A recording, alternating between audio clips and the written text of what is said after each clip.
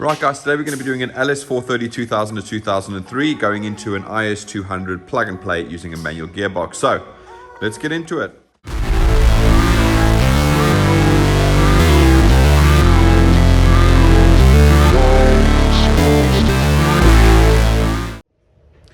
Right, so as I said, this is going to be an LS430 2000 to 2003. That makes it the 5-speed 3UZ variant. It's going into an IS200, completely plug and play, and in this case, he's using a BMW manual gearbox. So this is what we call our adapted harness. We've actually taken the customer's original LS430 harness. We've completely stripped it down, removed everything it needs removing, added what needs adding, and what we're going to do now is cut to some photos to show you exactly what that process entails. Back in a second.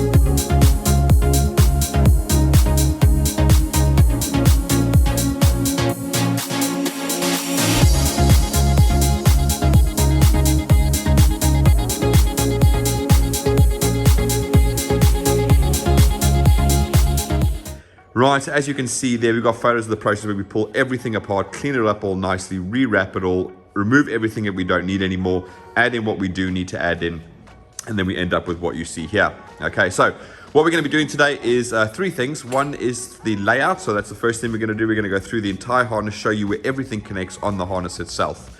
Once we've done that, we're then going to come back and we're going to do testing, and that's going to be broken up into two sections, one with the ignition on and one with the engine actually running. So leave the best to last. So let's jump into the layout of the harness and let's start right here at the ECU. So this is the 3UZ LS430 ECU. Now, as you can see, this is an actual IS200 ECU box. Now, these ECUs from the 3UZ are not designed to go into the IS200 ECU box.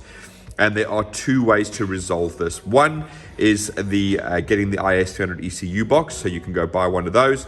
That has the same shape ECU as this. Now, again, I'm speaking about European people now.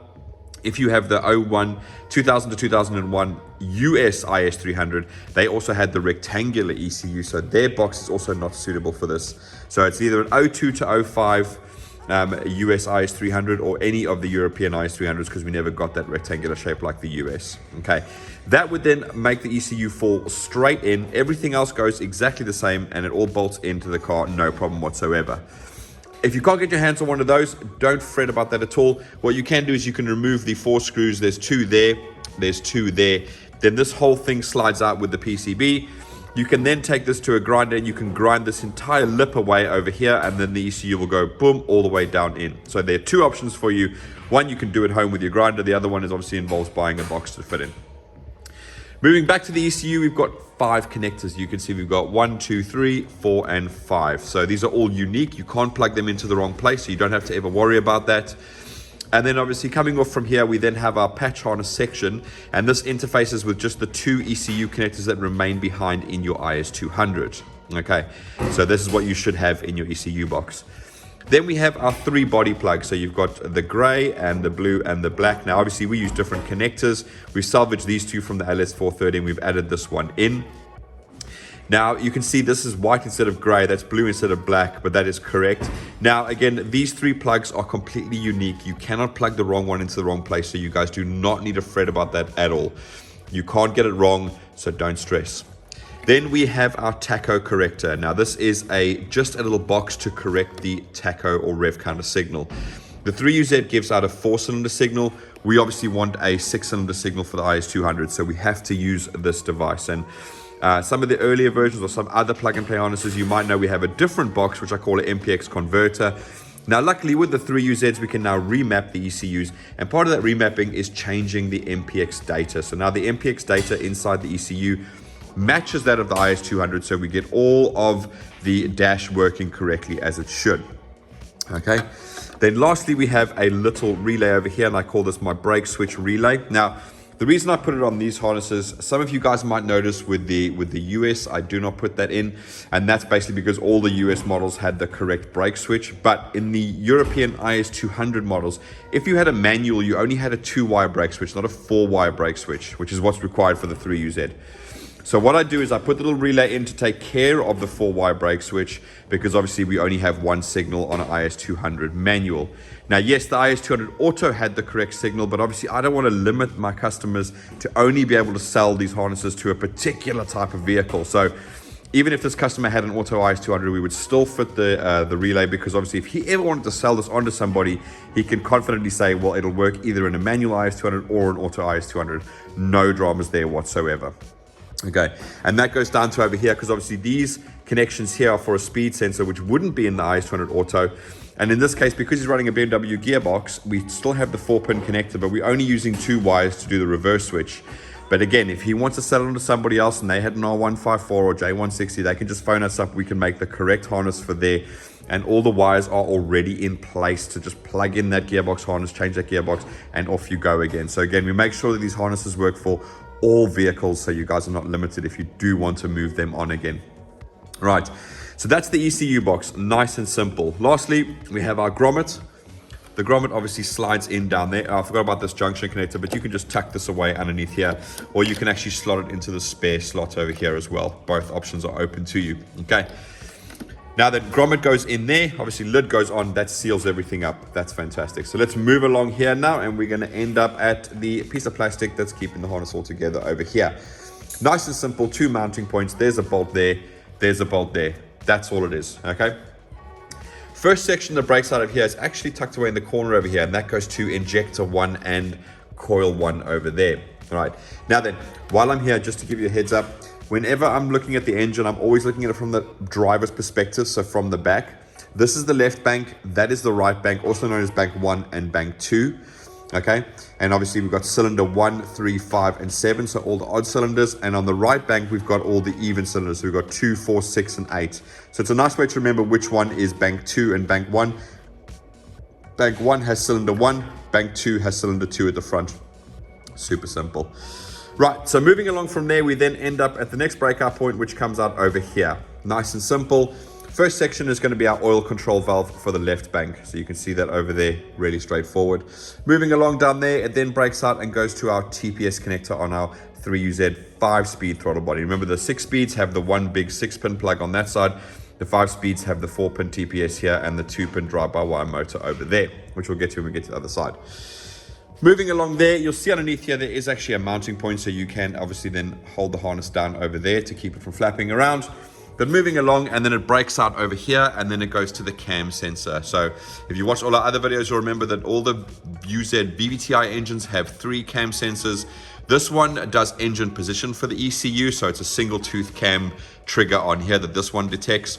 The other one on the inlet cams, remember the VVT-i on these engines is only on the inlet cams, not on the exhaust cams. It's not quad VVT-i, just dual VVT-i. And so each inlet cam is being moved by these oil control valves. And so what the ECU wants to know is what it's commanding being achieved, and that's why you have the 2 cam sensors on the inlet cams over there. Next up, we then have 2 mounting points here to keep the harness out of the way. So they go down through over there. When we get past that, we're going to have the harness breaking up into 3 sections. So I'll split it up over there for you, okay? First section is going to go to your aircon pump. So that's your little 3-pin plug for your aircon pump. Now, just remember, guys, the LS430 2000 to 2003 aircon pump cannot be used in this particular situation.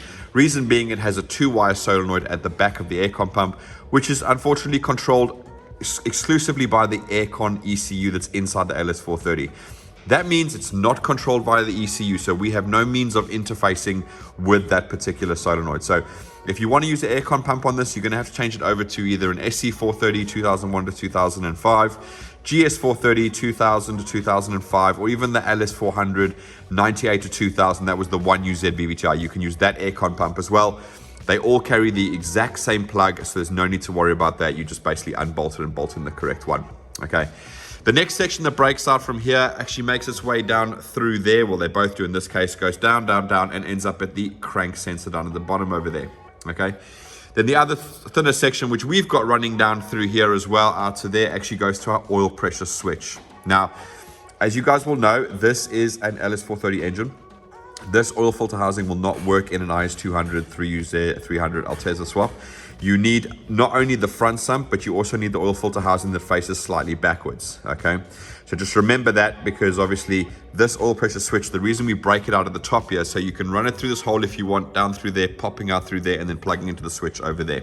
Okay, normally on the LS430, the oil switch would break out down here, but of course, if we left it like that, then obviously it wouldn't reach the switch which you need over there. So we split it up at the top here now, one of the changes that we make.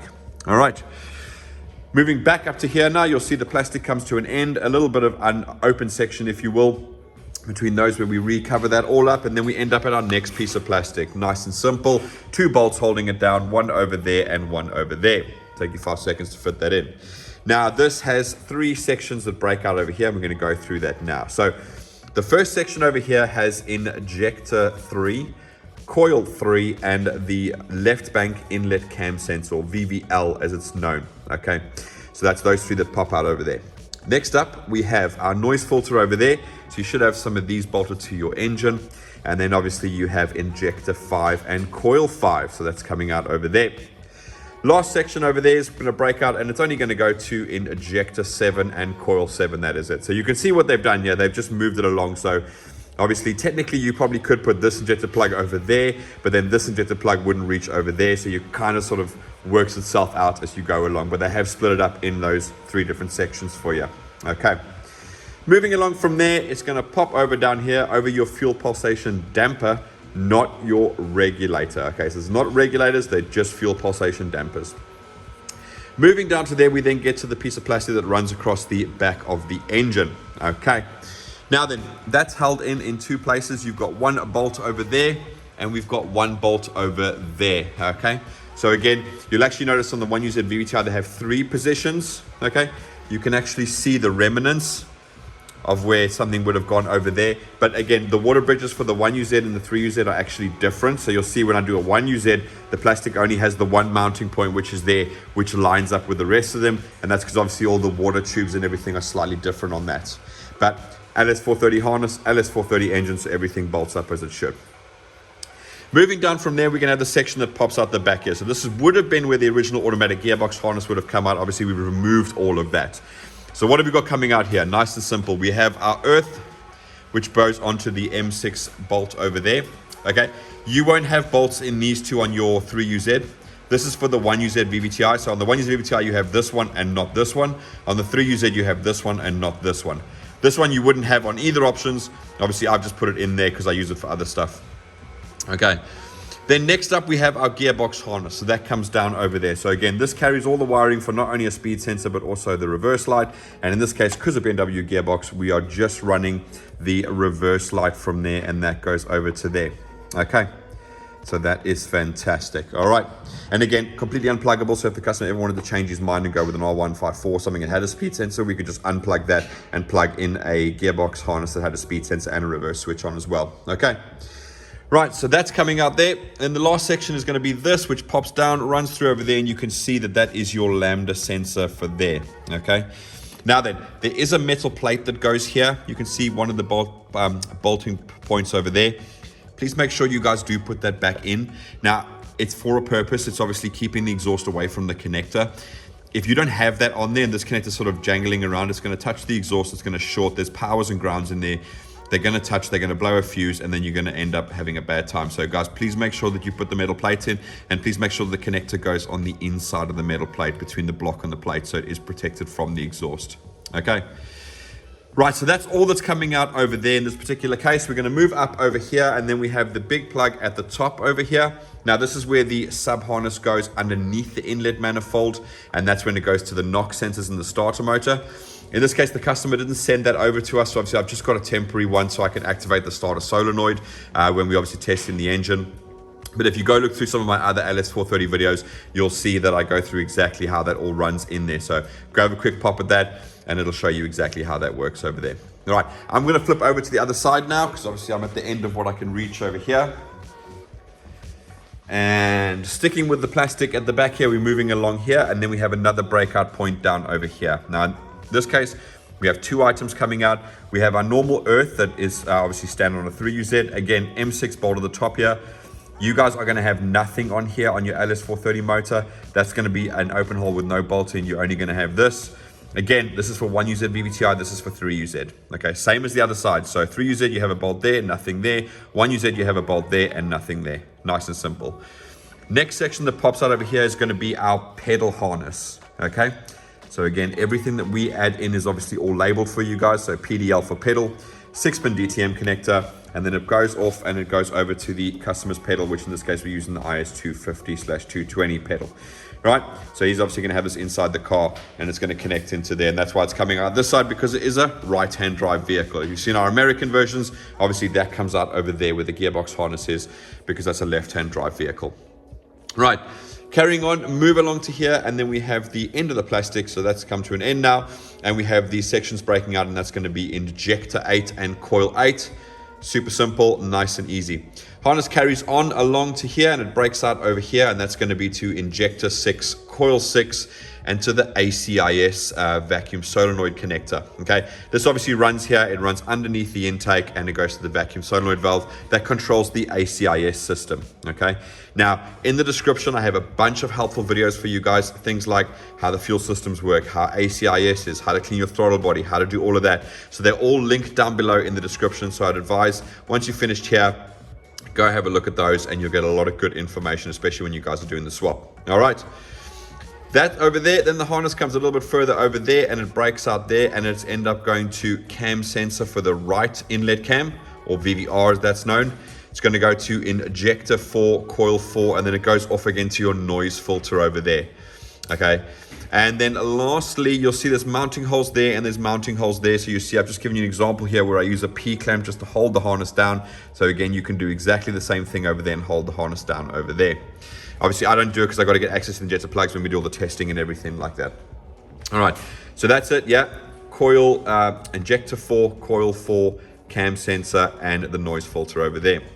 Moving along, the harness then breaks out at the front over here, so that's nice and simple. It then goes to injector 2, coil 2. It goes to the engine coolant temperature sensor. It goes to the oil control valve for the right bank over there. And then it goes to the drive-by-wire motor. That's your 2-pin plug over there. Also comes out and then goes to your mass airflow sensor. And again, down below, I've got a bunch of part numbers for you guys as well, showing you things like timing belt kits, injector seals, a whole bunch of part numbers that you guys are going to find super useful when you're doing the swap, when you want to refresh your motor. Okay. Right, so that's all coming out there. You can ignore this one over here. Obviously, we don't include a separate temperature wire because remember, this is an IS200 plug and play. So the temperature for the dash is coming from the ECU. It's communicating via MPX, and that has obviously been remapped to be correct for the IS200. You'll see when we do the testing on that. We're going to get the temperature displaying on the dash over there. Right, then we are coming down here, popping down to the bottom here, and then we're going to have a breakout at the bottom over here. Now, this is going to the alternator plug, the Lambda plug for the right bank, and in this case, the low oil level sensor. So again, you can see this is a new one. We've added it in, and that the reason is because obviously on the LS430, the oil level sensor is on the other side of the sump. He's going to be swapping to the front sump, which moves his oil level sensor over here. Same as the GS430 and the SC430 of the 2000-2005 variety. Okay. Now, in this case, he sent me a photo, and it looks like someone has actually changed the alternator from a 3-pin one that you'd normally find on an LS430 2000 to 2003 to a 4-pin one. So we have actually fitted the 4-pin connector for him in this particular case.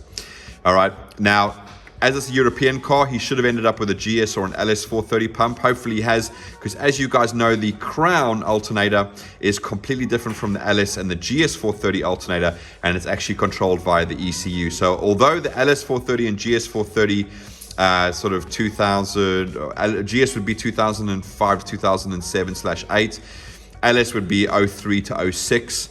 05, sorry, and they would have had the 4-pin plug but still only using 3 wires, whereas the Crown from 04 to 08, that uses the 4-pin plug, but it actually uses all 4 wires, and the ECU is controlled by the alternator.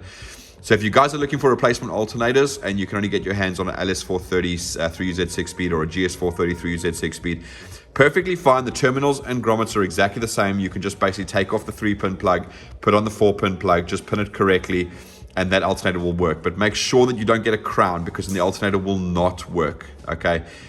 If you do that and you don't have the crown ECU to control it, you're going to have a bad time.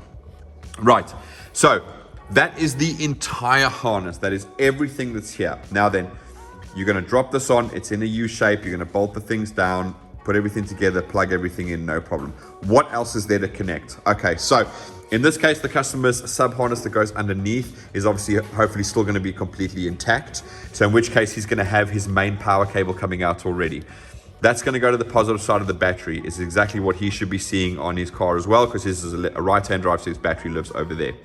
The next thing is the alternator main power, okay? So you can see here, it bolts onto the alternator, and in this case, what you're going to have to do is have it run down, run all the way across. Obviously, we don't build these brand new, but have a wire on there, put a crimp on there, bolt it on there. It'll run down along the subframe, up round the other side, and then it's going to bolt into your fuse box right over there, okay? Don't connect your alternator to the positive of your battery. Connect your alternator to this mounting point over here, because then it's fused with your 120 amp fuse, okay?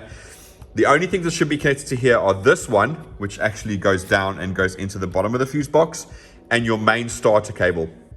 That's the only things that should be connected to your power on your car, okay? Alternator over there, and then you've got your ground cable over there, which goes underneath the battery, bolts to the chassis, comes down along, and you're going to then bolt it to the block. You'll see what I've done here. I've bolted to the block over there, coming along there. So I've added my own earth, which I obviously keep on the engine over there. Okay, that's it. You're going to drop the harness on. You're going to plug everything in here. You're going to connect your main starter to your battery, and you're going to connect your alternator to your fuse box over there. Only other thing you're going to do is obviously reconnect all the earths. So earth coming down from there should be on your car already. Comes down, goes to there. You're going to connect it to the block. The other earth that you can connect if you want, which is quite useful, is if you remember up on the firewall here, you have an earthing point where your original 1G engine would have actually earthed on, had like an earth strap coming from the cylinder head to there. You can repeat the exact same process. You can use this M8 hole over here, run it from there to there, and give yourself an extra earth. It always helps. And the only other earth that I know of is obviously the one that goes from the gearbox mounting bolts to the chassis leg over there. So again, connect that one up. Always helpful to have more earth on these Toyota engines. All right, so that is the entire layout. Hopefully that's been super helpful and it'll help you get the engine in and get everything plugged in exactly as it should do. What we're going to do now is I'm going to go away. I'm going to come back. We're then going to do the testing, which involves with the ignition on and with the engine running. So see you in a bit. Right guys, so we're back now. We're doing the testing of the engine. So as I said at the beginning, it's going to be made up of two sections, one with just the ignition on and one with the engine running. So what I'm going to do first of all is we're going to go through all the tests we're going to be carrying out, both with the ignition and with the running, and then we'll jump into the testing with the ignition on. So here's my little test sheet that gets filled out on every single engine. And first of all, this is the ignition on section, and that's the engine running section over there. So starting at the top here, ambient temperature. I call it ambient temperature, and I call it outside temperature, etc. So what we're going to be doing is we're going to be coming over to here and we're going to be looking at the outside temp or ambient temperature that's there. And we're going to be making sure it is actually reading and is actually showing us a value there.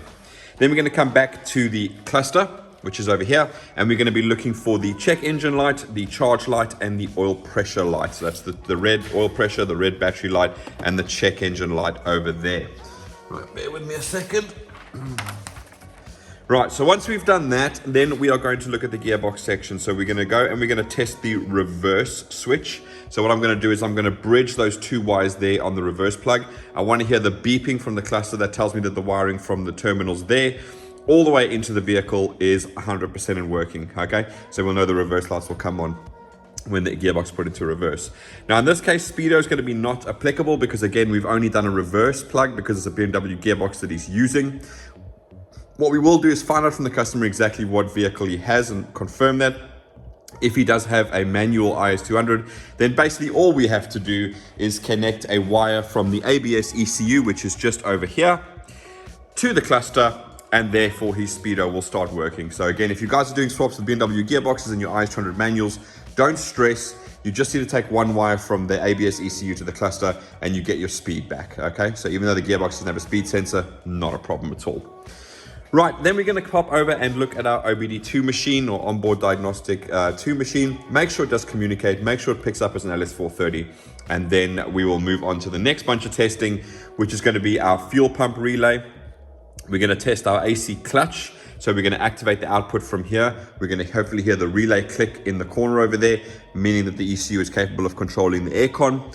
And then we're going to make sure that when we go inside the vehicle and we press the AC button over there, that we actually see that the MPX data is being transmitted to the LS430 ECU, and therefore our AC signal goes from off to on our machine over here. Then lastly, we're going to test the brake switch. So I'm going to provide what would be the brake wire with 12 volts. You'll hear the relay click over there, and we'll come back over to our OBD2 machine, and then the stoplight switch will go from off to on. And as I pull out the 12 volts, it'll go from on to off. All right. So that's what we're going to be testing with the ignition on. Then we're going to move to testing with the engine running. And the one thing I will mention is the fuel pump.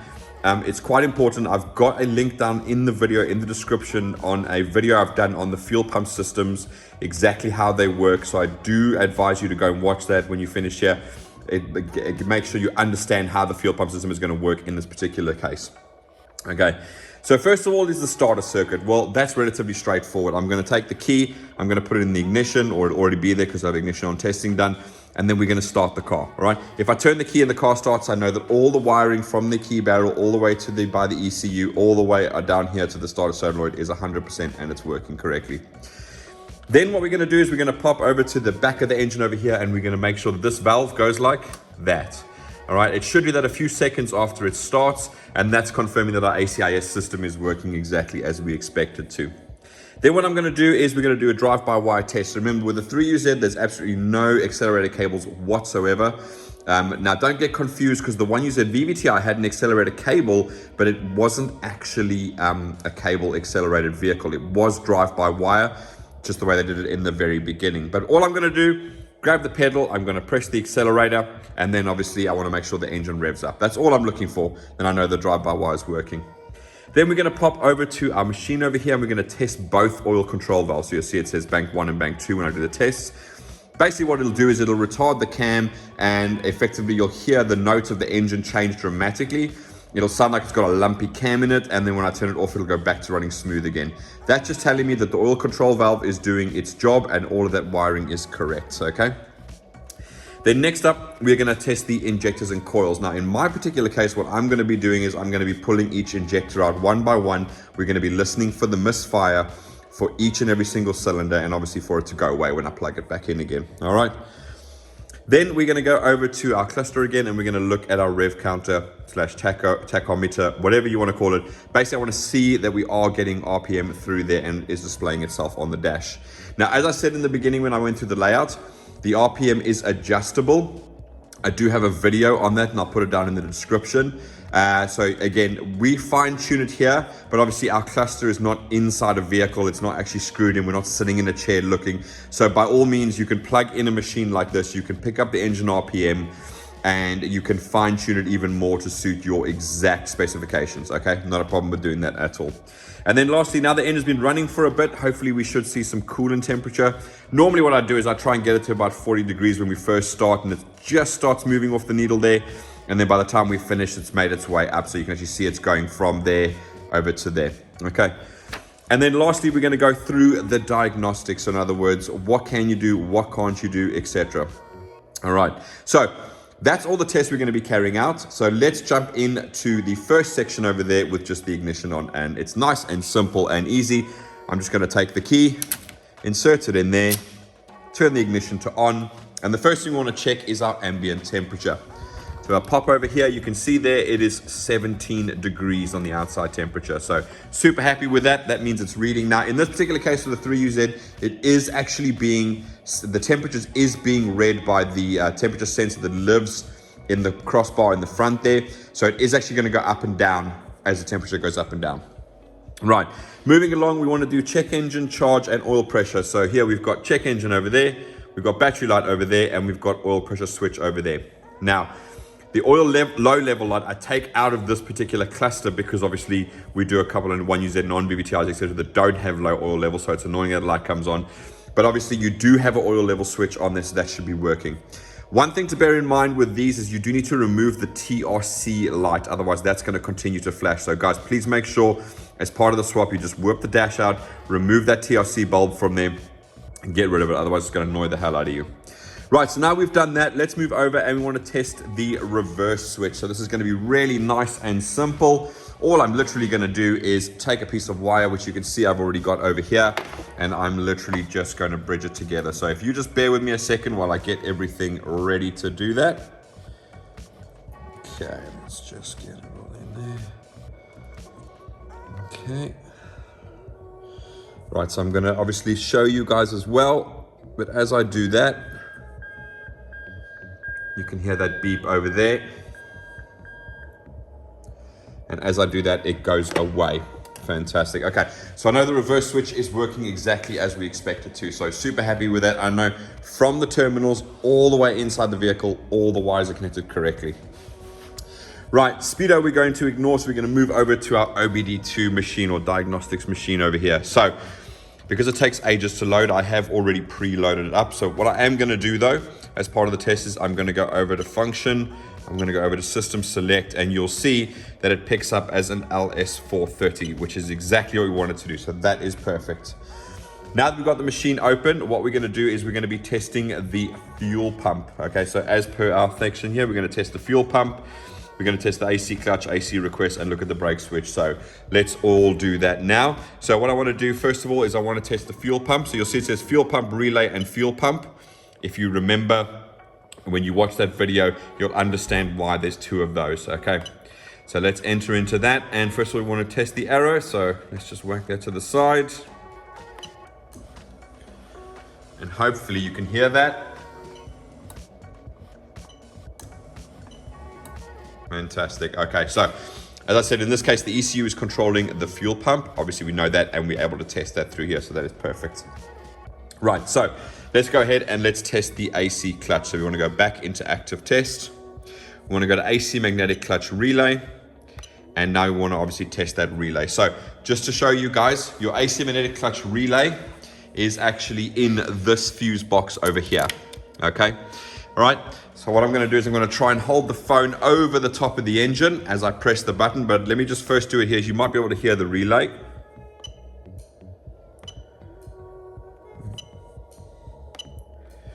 I'm going to do it one more time just in case the sound doesn't come through all that clear.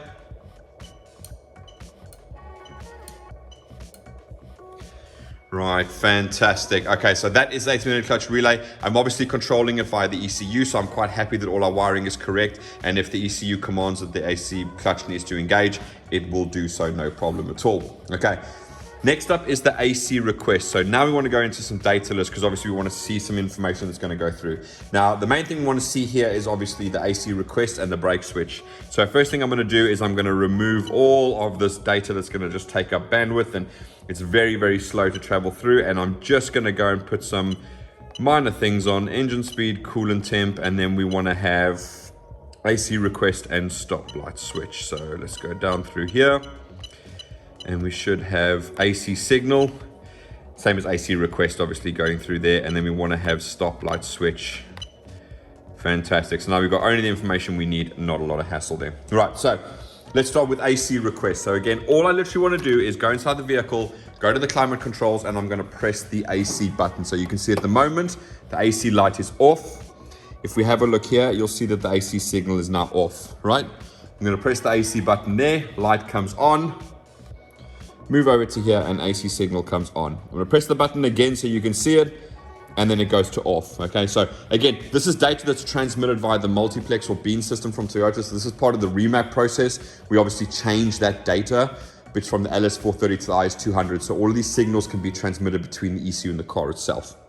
Okay, right, so that is the AC request. Now we're going to move to brake light switch. So again, you can see down here, I have got stop light switch. At the moment, it is off. That is perfectly understandable. That's exactly what we want to see, right? So what I'm going to do now is I'm going to imitate the pressing of the brakes inside the vehicle. And as I do that, so I'm just going to supply this wire with 12 volts because that's obviously what happens when you press the brakes inside the car. As I do that, you can actually hear that relay clicking there. Remember, I'm using a relay to imitate the 4-wire brake switch. And as I move over to here, you can see stop light switch has now gone to on. Perfect, exactly what I wanted to see. And obviously, as I move across, I'll remove that 12 volts. You can hear the relay click again there. Pop back over to here and you'll see stoplight switch has now gone to off. Fantastic. Okay, so that's all the testing with the ignition on now. What I'm going to do is I'm going to let the engine run for a little bit. I want to get up to about sort of 40, 45 degrees because then the coolant temperature just starts showing on the dash. Because obviously I want you to see it to go from like just above cold, sort of make its way up to halfway by the time we finish all the rest of the testing. So let me do that. Back in a second. Right guys, so we are back now to do the testing with the engine running. So I'm going to do a quick recap of what we're going to be doing, not a full explanation like I did earlier, just a quick recap. So first thing we're going to be testing is the starter circuit. So again, I'm just going to put the key and move it to the start position. The engine should turn over and start up. Happy with that. Then we're going to move over to the ACIS valve, make sure it does that, and I know that's all working. We're then going to rev the engine to test the drive-by-wire. We'll move over to the machine to test both oil control valves, bank 1 and bank 2. Then I'm going to remove each injector one by one, see the engine misfiring, see it stop misfiring. We know every cylinder is firing as it should. We'll come back and look at the tacho if we don't walk past it when we start the car. Then we're going to look at the coolant temperature. So you can see at the moment it is slightly above the bottom of the needle. It's about 50 degrees. So hopefully it goes up a few degrees by the time we finish that and come back to that. Then what we're going to do is we're going to go through the diagnostics, what you can, what you can't do, and how do you do it. Okay, so let's jump into it. I'm going to put my ear defenders on fully. And let's move over. So key in the ignition barrel, 1, 2, 3. There you go. Nice and simple. So hopefully you saw that. It just went down. So super happy with that. Then we're going to test the drive-by-wire. Super happy with that. Right, let's go to the oil control valves quickly. So I'm going to move my hands over to there. We're going to go to active test. Get that a bit steady. We're going to go to VVT-i control bank 1.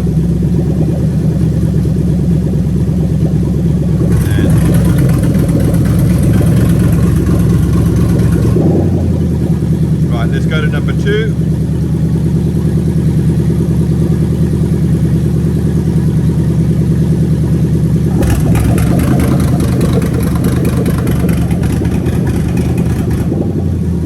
Fantastic, okay, and I'm just going to pick some weird one, whatever, it doesn't matter. Right, so that's the oil control valve.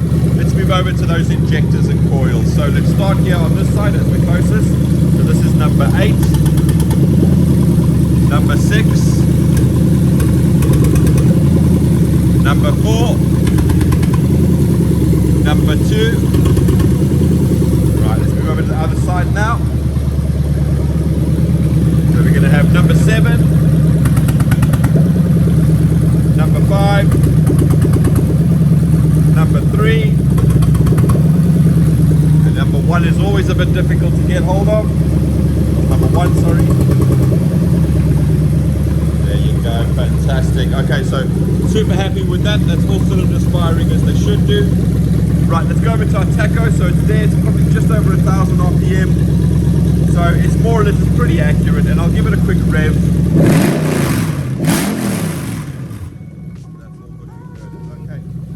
So our coolant temp, you can see, has risen up. So we're at about 61 degrees now. So about 10 degrees more. You can see it has gone up there. That's no problem at all.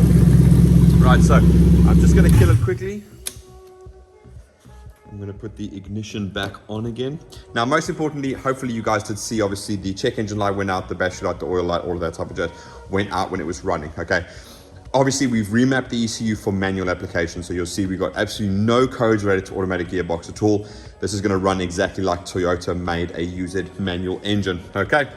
So, to do that, let's go over to diagnostic trouble codes on our device over here. And hopefully it will load up in a second. And you can see there we've got absolutely 0 codes. Pending isn't highlighted blue, which means we've got no pending codes, and history isn't highlighted blue, which means we've got no historical codes. Bearing in mind, I've started this probably like 10 times. So if there's any codes, they were going to appear by now, okay? Right, so in terms of diagnostics, all right, this is a European LS430, and the same applies to the US LS430 3UZ engines. You cannot do the little flash code by bridging 2 pins in the OBD2 port like you can on some other ECUs, okay? You can on JDM, Celsius, 3UZ, VVT-Is. Obviously, Japan, they still put their functionality in, but Europe and US, it was taken away from us. So in order to read codes on this, you have to use a diagnostics machine. Now, what you would have noticed is that my diagnostics machine is plugged directly into the OBD2 port that you are going to find in your IS200, okay? So there's nothing fancy going on here. You're going to plug in to read codes exactly like you did when you had your 1G-FE in there, okay? Nothing has changed. You're going to get all the same data, and you can still communicate with some of the old IS200 systems like ABS, etc. You can still communicate it through that, okay? But it will pick up the LS430 ECU. You could drive the swap into a Lexus or Toyota dealership. They will plug in TechStream, and they'll be able to do everything that you've seen I do over here, okay?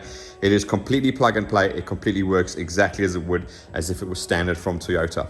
All right, so first thing is, if you get a check engine light when the engine is running, right, there is a problem that needs resolving. We've removed everything that's unnecessary. As you can see, the check engine light was off when the engine was running, okay? So if the check engine light comes on, it's going to be a MAF that's broken. It's going to be a coolant temperature sensor that's broken. It's going to be an oil control valve that's not doing what it should. It's going to be a faulty cam or crank sensor or something along those lines. The problem is that you do need a diagnostic machine to tell you what that code is, okay? You need that information, because anything else is at best a guess, okay? So if you have the light come on, get a machine, get it plugged in, get those codes, and then you can sort it out. Now, again, I do a lot of videos on my channel about other things other than harnesses, things like I said about how the fuel systems work, how to clean a throttle body, how the ACIS system works. I've got a nice video showing you what's going on inside the intake over there. So again, I've got a ton of videos on there, and one of those is I go through diagnosing one of our harnesses on a 3UZ non-VVT-i. Now, yes, it is the process is different, but obviously the concepts are all exactly the same, okay? So you can go have a look at that, and you can follow those concepts when you're trying to diagnose something, all right? Things like get the codes first, write them down, clear them off, start the car 2 times, read the codes again, see what stays, see what goes away, etc. So remember, these ECUs do have a permanent 12-volt supply, so they will retain codes, they will retain certain information. The moment you disconnect the battery, that all goes away. You don't have to wait 10 seconds, like literally the second that terminal comes off of that battery, that ECU is wiped. Any codes have been wiped off of it, etc. So if you need to clear codes in a hurry, you can just remove the negative of the battery terminal. But obviously I would advise against that. I'd rather leave the light on, go get a machine, check the codes, write it down, then clear it, and then see what comes back, all right? Now, that's the diagnosis side. Again, you can see all the live data exactly like you've seen there when I was busy, okay? Another thing that you can do for diagnosis as well is maybe something that, again, I've done a video on it, on exactly how you're gonna do it. But basically, you'll see here, if you look down at the crank, I've got a mark there that I've highlighted in white paint. Then we've got 0, 5, 10, and 15 degrees, okay? So there is one thing that you can do by bridging pin 5 and 13 or 4 and 13 on your OBD2 port, and that is you can actually get the engine to lock timing at 10 degrees, okay? So in other words, if you think you may have skipped a tooth or something like that, you can actually quite easily check if you have a timing light handy, all right? So again, cylinder 1, you can then wrap your timing light around that coil wire. Now again, not every timing light does this, but I have a Sealy one and it does. I can wrap the lead around the wiring just for coil 1, and I can check my timing on that one. So if I have a suspicion that it's off, I just go shove a paper clip in there, start the engine up, get my timing light, check my timing. If my timing's at like 12, 13 degrees, then I know that I've missed something and something has gone awry. So then I can start pulling the covers off and checking and see what's not lining up, okay? So that's basically the 2 things that you can do. Now then, little caveat, when I said that you put a paper clip in pin 4 and 13 or 5 and 13, and I said it locks the timing at 10 degrees. Well, yes, it does. It locks the timing at 10 degrees. If you leave that paper clip in there, what do you think is going to happen? You're going to have the timing locked at 10 degrees. The car's going to feel like really low on power, like excessively low on power, okay? When you bridge those terminals as well, still the old systems in the IS200 will work. So your ABS light and everything will continue flashing, and it'll give you all your codes for your ABS system and so on. So remember, your ABS system is separate from the engine ECU. TRC is part of the ABS ECU, but obviously you just remove the TRC bulb out of the dash. That'll get rid of the flashing light. Everything else should work just fine. So your ABS will work, no problem whatsoever, okay? Right, well, I think that covers all of this. Again, as you guys can see, running exactly as we wanted to. Everything seems to be working 110% on this one. So we want to get this off and get it to the customer so he can get cracking on his swap and get it all done. And for everybody else, thanks for watching as usual. If you guys have any questions, please feel free to comment down below. I try and read them as often as I can, and usually it's useful for me. If you guys ask questions, I can either do a video on that particular question, get it answered for you guys, and then obviously that information can be shared with everybody else. All right, but thanks for watching, everybody. Let's get this off, let's get it to the customer, and stick around, you'll see all the photos of the harness complete, etc., which is coming up now. Bye-bye.